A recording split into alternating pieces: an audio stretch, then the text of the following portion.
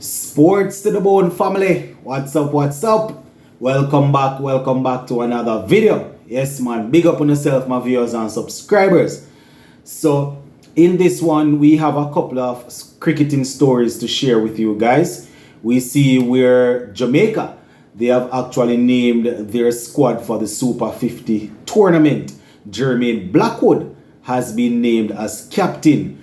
Quite a few international players are actually in that squad. So we're going to take a look at those players and we're going to talk a little bit about that Jamaica squad. Plus we see where the chief for West Indies cricket, Johnny Grave, he was speaking, I think it was yesterday, and he was saying that they are definitely considering the split role where coaching West Indies cricket is concerned. Just like I would see a couple of international teams splitting the duties, having separate coaching unit for the ODI for the white ball team, and having another unit for the test for the red ball team. So they are considering that. So I'm going to share a couple of things that he was saying as it relates to that. But as per usual, if you have not yet subscribed, please go right ahead and subscribe to the channel. So we're going to kick off things with that, what I mentioned last, Johnny Grave. So he was doing an interview and, he was, I don't know if I should call it, coming out and trying to calm the fans down. But he came out and he spoke on the topic, spoke as it relates to what went down in Australia and what are some of the things that they are looking to do as they move forward to improve the cricket. So one of the main things that he was saying is that, and I quote, we see other teams split the coaching role between the white ball and the red ball teams. And that is definitely an option that we are looking at as we look to make the best possible decision for West Indies cricket. So that is what he's saying, my viewers and subscribers. It's a strong possibility that they might go that way. I am assuming that it's going to take a lot more money, because they're going to have totally different coaching. Well, I don't know what it is like now if the current coaching staff, if they are getting one set salary for the red ball team and then one set salary for the white ball team, or it's a complete package. So whichever way they do it, my viewers and subscribers, I think it probably would be good. In that way, we would be able to separate things to say, well, the test team is doing well, let us continue with this coaching unit. The white ball team isn't doing too well, let us move on and get somebody else at. So it's definitely something that is worth looking into. Now, a couple of other things that Johnny Grave mentioned on the interview, and I quote, this is what he had to say: everyone is hurting from the bitter disappointment of those two defeats in Hobart. I think that we will conduct a review of the World Cup as everyone would expect us to. The Australia Test Series finishes on December 12th, and our next assignment is a Test Series that begins on February the 4th. So that is what he's saying. They are going to be conducting a test. Well, they're basically going to be looking at what happened. But if you are watching West Indies cricket, you know exactly what happened. It's just because it's a World Cup, it's a big stage, why they are making so much out of it and saying that, boy, what happened? We can't believe we lost like this, because they have been performing the same way. So there's no way we would have gotten any miracle in that World Cup. Right, he also was saying that we've got to use that time to properly plan and strategize for the way forward. So in between those test matches, according to him, they are going to be looking to strategize and plan properly to make sure that they are improving, right? He was speaking about a couple of other things, my viewers and subscribers, saying that the players will definitely have to continue to show commitment, and CWI is committed to West Indies to making sure that West Indies cricket improve. The whole 9 yards where these guys are concerned when they come out to do their PR work.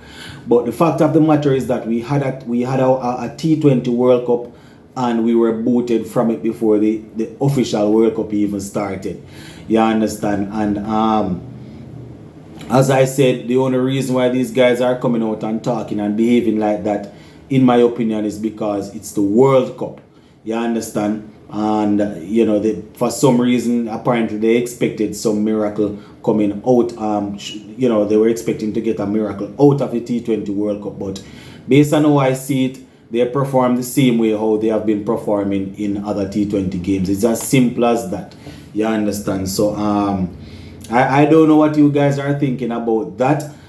Just let me know in the comment section as it relates to splitting the coaching responsibilities. Or do you guys agree with that? Do you think we should get a head coach for the white ball team and a head coach for the test team, and then those coaches would have their background staff? Or do you guys think it's best for us to continue with